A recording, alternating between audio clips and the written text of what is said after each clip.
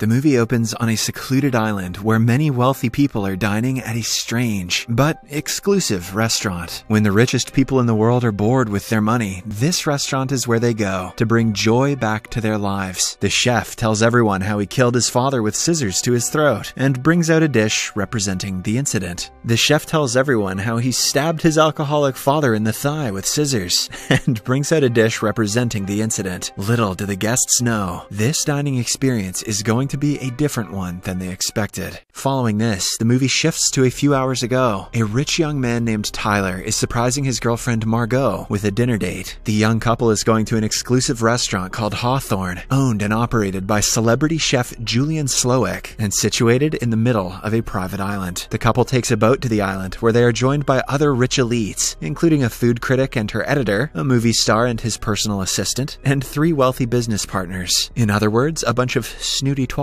Another rich couple, Richard and Anne, also join the group, and it seems that Margot and Richard know each other from somewhere. Soon, the guests reach their destination and are welcomed into the island by the head waitress Elsa. She then takes the guests towards the restaurant while giving them a tour of the island. The guests also visit the living quarters of the restaurant staff. Elsa claims that the staff is like family to one another, and they start their day at 6 and end at 2 in the morning. Finally, the guests walk into the restaurant and take their seats. In the open kitchen, a number of chefs can be seen meticulously putting the dinner together, paying extreme attention to detail. Before excusing herself, Elsa instructs the guests not to photograph the dishes, as Chef Slowik says that the beauty of his creation lies in their ephemeral nature. Next, Chef Slowik arrives in the kitchen, and Elsa tells him about Tyler's undesignated guest, Margot. Here we get to know that Tyler had reserved 2 seats at the restaurant about a year ago, but at that time, he was in a relationship with someone else. This means that Margot is technically not registered to be here. Slowik is clearly not happy about it, but he decides to let it pass. Meanwhile, the dinner is going to be a 6-course meal, and the first course is brought out. As the guests start eating, Tyler covertly takes a snap of the delicacy. Everyone is in awe of the dish. However, Margot is not impressed. The staff then serve the second dish, and Chef Slowik finally addresses his guests. He urges everyone to not eat, but to taste, savor, relish, and feel. He then explains the dish to the guests and what it stands for. Margot isn't able to comprehend the chef's monologue, but it somehow manages to bring Tyler to tears. He continues to take pictures despite being afraid of getting in the chef's bad books. Tyler mentions that he is in love with the place, but Margot denigrates the food, saying that it is bang average. Afterward, the chef serves the guests extremely small portions of 5 different sauces. However, he doesn't give them bread because he believes that it is the food of peasants. The businessmen find the entire thing extremely ridiculous and demand bread. When Elsa firmly turns them down, the group threatens to bring the restaurant down because they are friends with the man who funded it. However, Elsa still refuses to give them bread and tells them that they will eat the food they are being served. On the other hand, Margot also hates the concept and refuses to eat. This attracts the chef's attention and he inquires if everything is fine. Margot bluntly tells him that there's not much to eat. After the awkward encounter, the chef walks over to an older woman eating by herself. She is revealed to be his mother. Meanwhile, Margot keeps looking at the wealthy guy, Richard. This makes his wife Anna suspicious, but he swiftly dismisses her concerns. After a while, the chef introduces the next course, which is called Memory. He then recalls the day his father came home drunk and got into a fight with his mother. Things quickly escalated and Slowik's father proceeded to strangle her with a telephone cord. However, in the nick of time, a young Slowik intervened by stabbing his father in the thigh with scissors. The guests find the story disturbing, but they brush it aside, assuming that it's fake, a bit of theater. Soon, they are served with house-smoked meat and tacos. Surprisingly, every single taco has an image printed on it, which will evoke strong memories among the guests. The food critic's tacos contain images of the restaurants she reviewed. The movie actor's tacos have a picture of his biggest flop. Similarly, the businessman's tacos have details of their illegal bank accounts. They immediately call Elsa and demand to know how the restaurant found these details, and they even threaten to shut the place down. However, Elsa refuses to reveal anything and walks away. Meanwhile, Anna's tacos have pictures of Richard and an unknown young woman. She orders him to explain, but Richard asserts that he has no idea what these photos mean. Looks pretty clear to me, Chief. Tyler's taco has a picture of him secretly taking pictures of Slowik's food earlier. He panics and wonders if he should go and apologize to Slowik. However, Margot is livid that the chef would even do something like that and insists on sending the food back to the kitchen. Tyler rudely orders her to stop acting like a child, reminding her that he's the one paying for dinner. This upsets Margot, and she walks away. In the washroom, the chef arrives and asks her who she is. She introduces herself as Margot, but Slowick keeps saying that she shouldn't be here tonight. Later, Margot returns back to her seat, and Chef Slowick proceeds to introduce his protege, Jeremy, who has apparently created the next dish. The chef momentarily compliments Jeremy, but suddenly changes his attitude and starts talking rudely. Slowick says that Jeremy can never be a great chef because he only wants to be an understudy. Just then, Jeremy commits the unthinkable. Everyone is shocked and horrified, but Slowick tells them that it is a part of the show. A while later, they return to their tables, but Richard insists on leaving. Elsa repeatedly requests that he return to his seat, but he refuses to listen. As a result, the restaurant staff grab him and chop off his ring finger, much to everyone's horror. The guests are then warned that they will receive a much worse punishment should they even think about running away and ruining the chef's meticulously planned dinner. This is when everyone starts to panic, but an unfazed Tyler continues to relish his meal.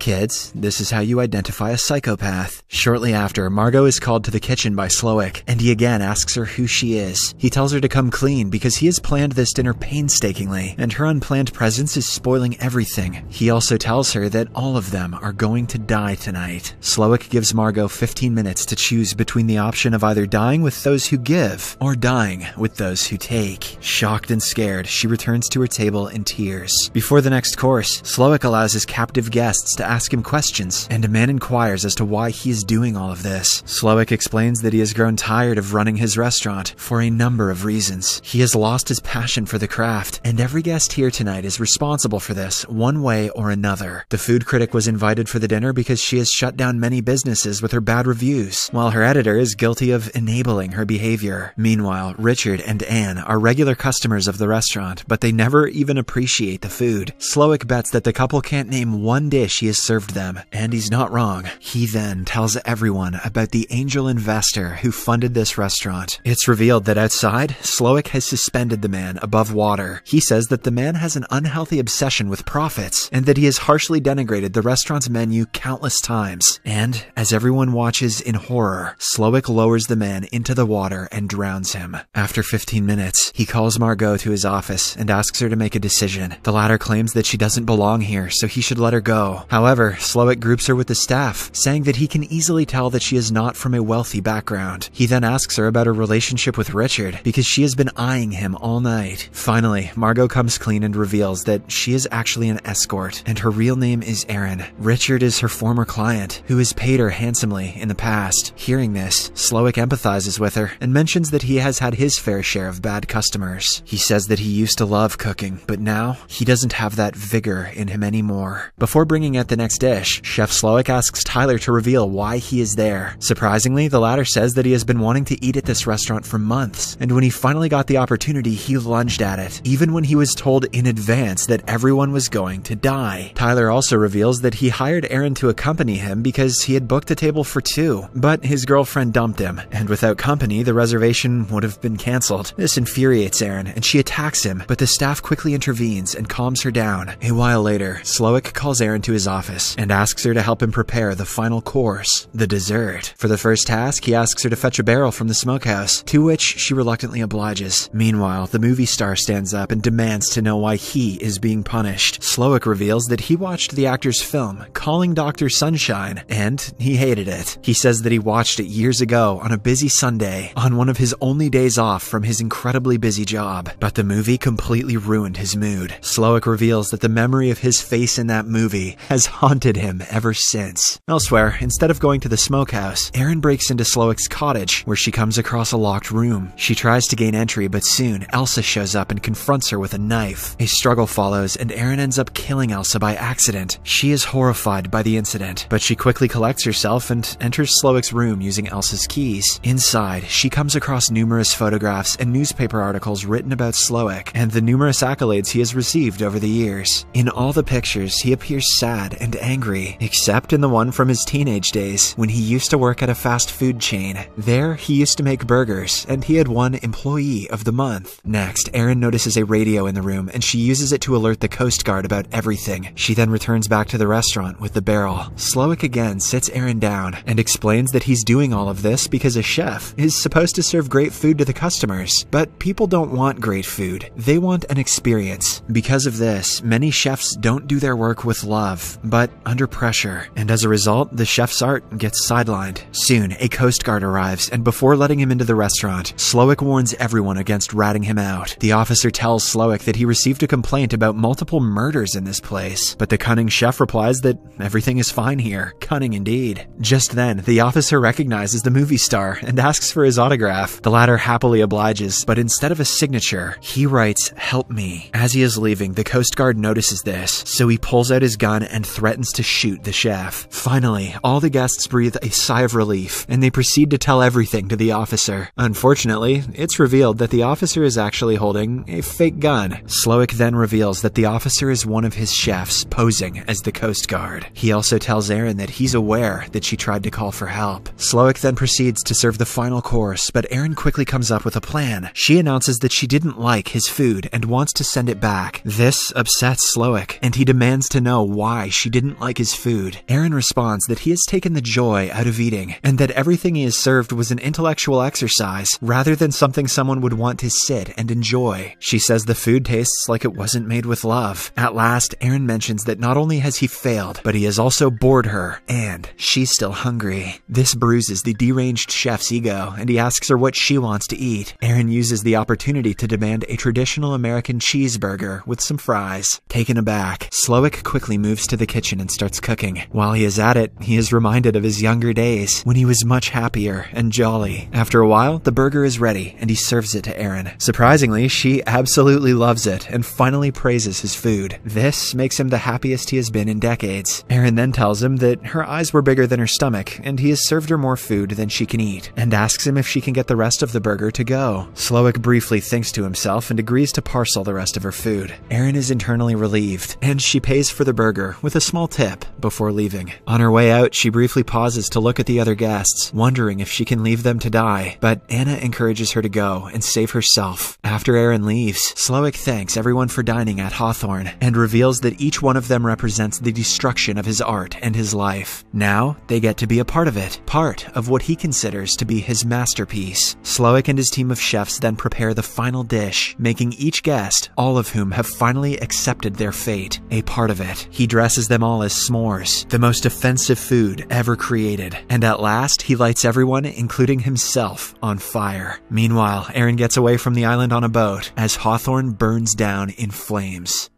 I went out tonight to eat pizza and watch this movie, and the pizza made it kinda hard for me to read this script. The irony is insane.